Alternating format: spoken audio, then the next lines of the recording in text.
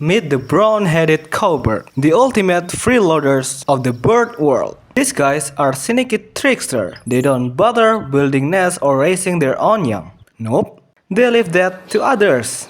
They are like the squatter of the avian world, laying their eggs in the nests of the other birds and letting them do all the hard work. Once their chicks hatch, they demand to be fed, and their foster parents oblige, often at the expense of their own offspring. But hey, they're not all bad. Cowbirds play a role in controlling insect populations and spreading seeds through their foraging habits. So, while they may be mockers, they are still an important part of the ecosystem. Just watch your nest if you are a small bird. And that's the brown-headed cowbird for you. Nature freeloaders.